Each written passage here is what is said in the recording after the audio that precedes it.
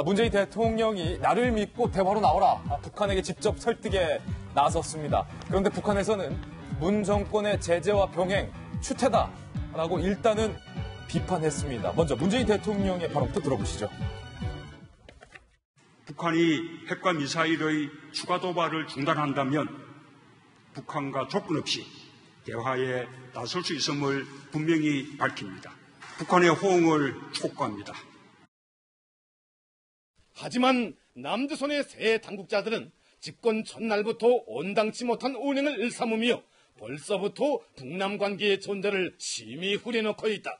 제재와 대화, 압박과 접촉의 그 무슨 병행에 대하여 떠들며 관계 개선을 운운하는 것은 너무나도 어리석은 추태이며 명백히 자기 기만이다.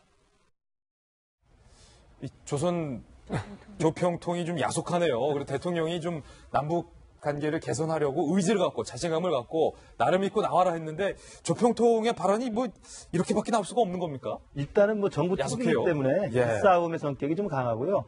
그럼에도 불구하고 어제 문재인 대통령의 6.15 기념선언 그 식장에서 저런 대화를 제의한 것은 나름대로 의미가 있다고 봅니다. 왜냐하면 그전에 이제 박근혜 정부나 이명박 정부가 계속 견지했던 입장이 뭐냐면 북한 핵 문제에 대해서 북한이 먼저 비핵화에 대한 명확한 진정성의 조치를 취해라라는 걸 전제 조건으로 깔아놓고 대화를 하겠다는 거였거든요. 그러니까 대화가 한 발짝도 못 갔던 거예요. 그런 수준에서 비한다면 문턱을 좀 낮춰놓은 거죠. 왜냐하면 북한 핵의 포기가 아니라 지금 상태에서 핵과 미사일 도발을 중단한다는 조건이기 때문에 핵실험 지금 진행하고 있는 거 멈추라는 거예요. 일단 동결론이거든요. 그러니까 이게 사실은 미국 조야에서도 많이 제안됐던 아이디어 중에 하나입니다. 북한 핵 포기라는 것을 너무 높게 잡지 말고 동결이라는 정도만 가지고 일단 대화를 시작해보자라는 것이기 때문에 그러면서 본다면 어제 식당에서 이야기한 저 이야기는 상당히 남북과에 대한 적극적 의지를 표현한 거라고 볼 수 있습니다. 그러나 이제 또 하나 중요한 것은 북한이 그걸 듣고 나올 수 있으려면 북한 측의 요구가 또 있는데요. 뭐냐면 2012년에 229 합의가 나올 때도 마찬가지였는데 북한이 그런 핵실험을 유예하고 모라토리엄 선언하려면 북한도 남쪽이나 미국에 뭘 요구하고 있어요. 그 요구의 조건들이 예컨대 뭐 한미 합동훈련 중단이나 축소라든지 아니면 북한에 제공하기로 했던 영양지원 같은 거 다시 해달라든지 그러니까 북한도 핵실험 중단만을 스스로 먼저 할 수는 없기 때문에 거기에 상응하는 또 우리 측에 또 요구가 또 있을 수밖에 없어요. 선물이 가야 된다는 그렇습니다. 거죠. 이제 아마 그런 것들을 계속 요구하고 촉구하기 위해서 저렇게 강하게 북측에서는 기싸움을 벌이고 있다고 생각이 들어요. 아마도 북한에서는 계속 일단 한미연합 군사훈련부터 당장에 중단하고 취소시켜라. 뭐 더 나아가서는 한반도에서 주한미군 철수해라. 이런 요구를 할 것인데 이런 걸 이제 잘 걸러내면서 북한을 대화의 장으로 계속 이제 끌어내겠다는 게 대통령의 자신감 같아요. 그렇죠. 지금 우리 김근식 교수님이 이 문제에 있어서는 전문가시니까 제가 공처 앞에서 지금 문자 읽는 수준이겠는데 제가 좀 기대를 갖는 건 뭐냐면 지금 우리가 당장 본 조평통의 성명서는 아쉽다, 서운하다, 뭐 이러냐 좀 차갑게 나오는데요. 아마 6.15 정상회담을 이뤄내기 이전에요. 베를린 선언이었던 걸로 제가 기억을 합니다. 베를린까지 가서 대통령이 북에게 진정성 있는 대화를 촉구했어요. 그 이전에 삭막했거든요. 서로 교전까지 벌였던 상황이었기 때문에 그런데 그것에 대해서 북한의 반응이 어땠느냐면 박수를 치고 나온 게 아니라 그때도 역시 냉랭하고요. 뭐 거의 집어치라고 이런 분위기로 나왔다가 그 물밑에서 서로 이렇게 교류가 되고 대화가 오고 하면서 간 거죠.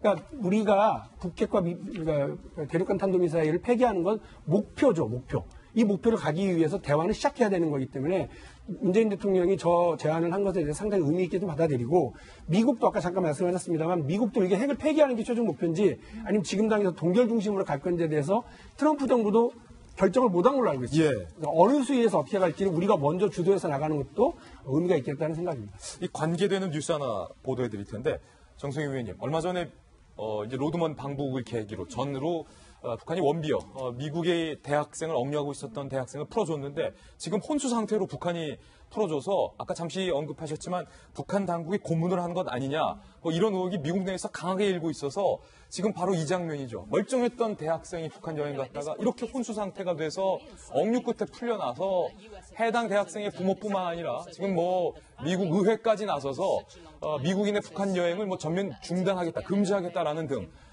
이 뭐랄까요 반북 감정이 미국 내에서 상당하다고요. 원비어 쇼크. 그렇죠. 지금 봐도 알겠지만 22세의 건강한 젊은이가 17개월 억류 생활을 끝내고 저런 식으로 돌아오게 되니까 도대체 무슨 일이 있었느냐 하는 거에 대해서 북한은 이제 수면제를 먹어서 그 후유증이다라고 얘기를 하는데